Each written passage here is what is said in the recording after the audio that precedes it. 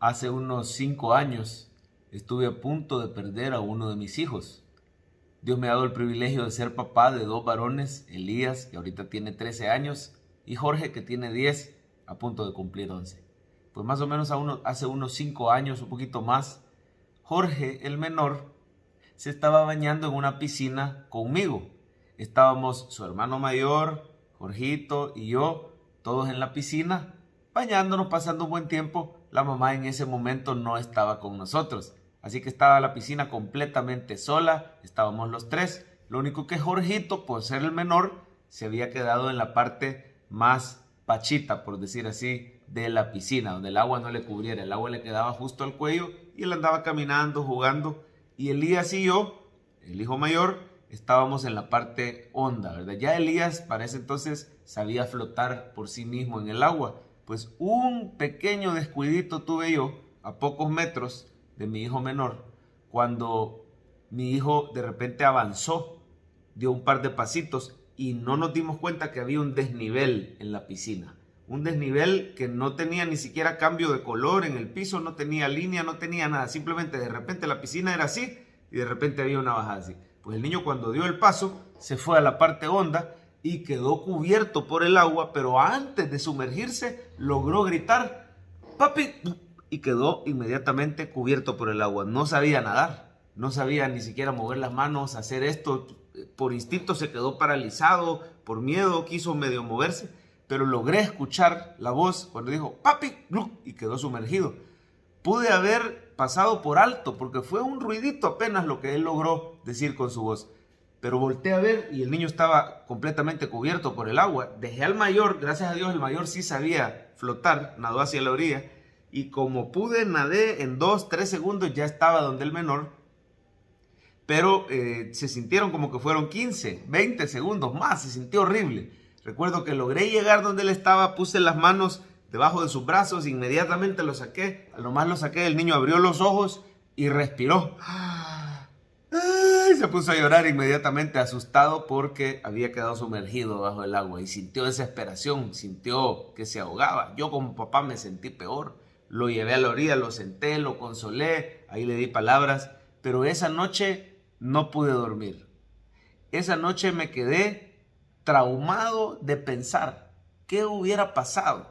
Gracias a Dios, Dios es misericordioso, pero ¿qué hubiera pasado si el niño no grita "papi"?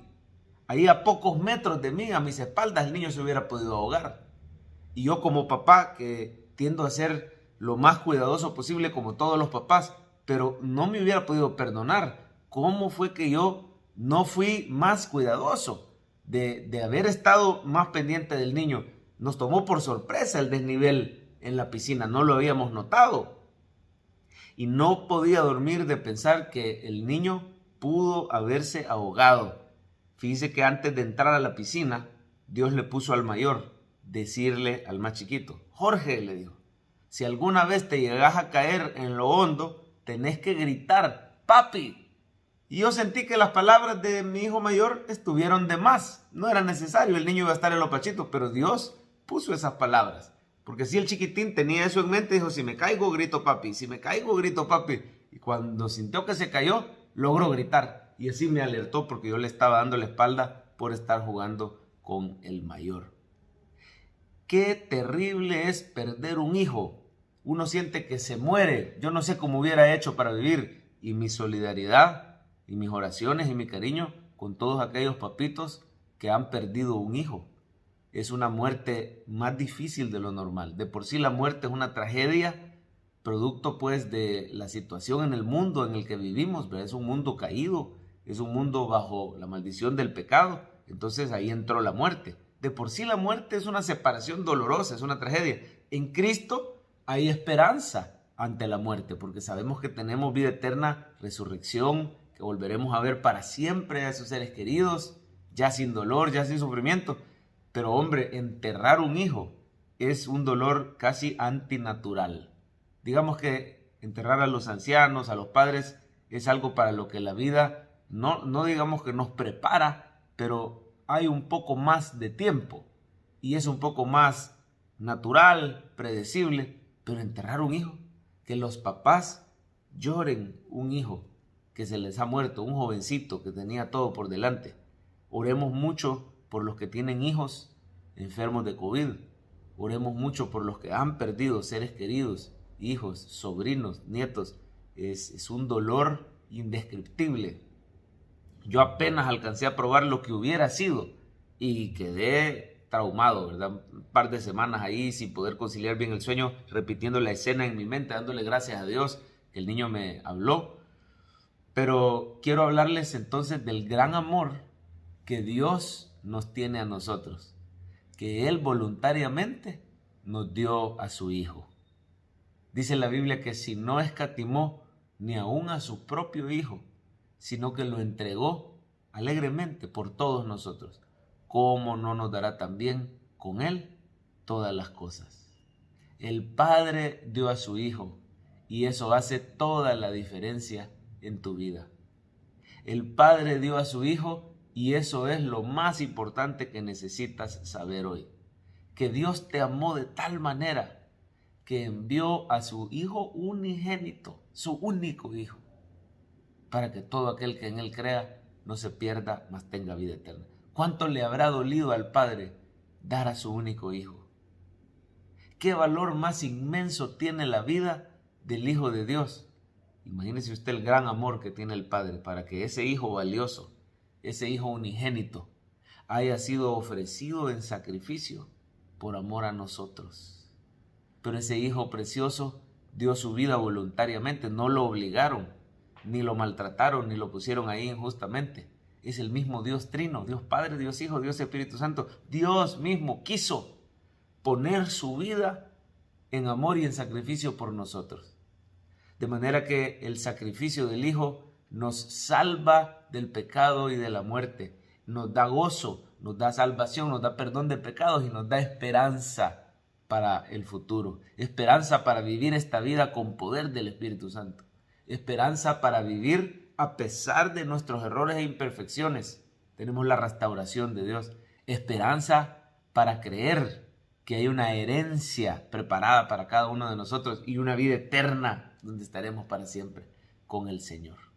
En Génesis capítulo 22 vemos a Abraham con su hijo Isaac, feliz que lo tuvo en su vejez, feliz que Dios le ha cumplido la promesa, feliz que al fin se les ha concedido eso que tanto han anhelado y tanto han esperado. Pero a pesar que Dios le da a Isaac, le da una orden extraña y le dice: quiero que me des a tu hijo, quiero que me lo sacrifiques. Dios estaba probando a Abraham si en su corazón él estaba dispuesto por obediencia a Dios y por fe en Dios.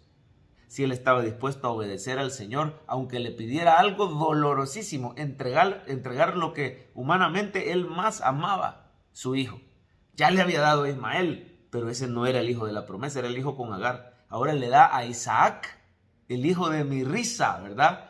Porque no podían creer que Dios los había hecho ser padres otra vez a esa edad avanzada, 100 años cuando nació Isaac. Y ahora que le da a Isaac, el hijo de la promesa, el hijo con Sara, ahora le pide: sacrificámelo. Muchas veces Dios así es. Nos pide que le entreguemos cosas o nos prueba quitándonos cosas que nosotros les hemos dado ese primer lugar en nuestro corazón. Pero aquí, más que probar la obediencia, estaba probando la fe de Abraham. Si Abraham creería que Dios iba a cumplir su promesa de darle una gran descendencia, a pesar de que con el hijo de la promesa el Señor se lo está pidiendo. Mire qué importante lo que hay aquí. Aquí lo que tenemos es un tipo de Cristo o un ejemplo, un símbolo que representa lo que iba a ocurrir años después con Jesús.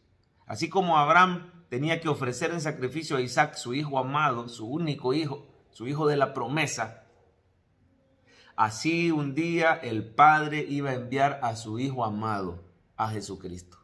Cuando van hacia arriba, caminando: papá, aquí está la leña, aquí está el cuchillo, aquí está el fuego, pero ¿dónde está el cordero? Jehová Jireh, Dios proveerá un cordero. Eso fue lo que respondió Abraham: yo tengo fe que Dios va a proveer un cordero. Yo creo en las promesas de Dios. Por eso se le llama el padre de la fe, dispuesto a sacrificar a su hijo, creyendo que Dios era poderoso hasta para devolvérselo resucitado. Mire de quién está hablando ahí en realidad el Señor. Es una profecía que nos habla que un día Dios iba a enviar a su hijo en sacrificio como cordero. He aquí el cordero de Dios que quita el pecado del mundo, dijo Juan el Bautista cuando lo vio. De esa manera usted y yo debemos de agradecer a Dios que no necesitamos sacrificar animalitos o hacer mayores sacrificios, porque el sacrificio más grande ya fue dado. El Hijo de Dios fue sacrificado, el Hijo perfecto, el Hijo inocente, y fue sacrificado por amor a usted y a mí. Ahora tus pecados tienen perdón en el nombre de Jesús. Ahora tu vida tiene esperanza en el nombre de Jesús. Ahora tenemos salvación y vida eterna en el nombre de nuestro Señor Jesucristo, porque el Padre te amó tanto que envió a su Hijo por ti. No lo olvides y cuéntale a alguien las buenas nuevas.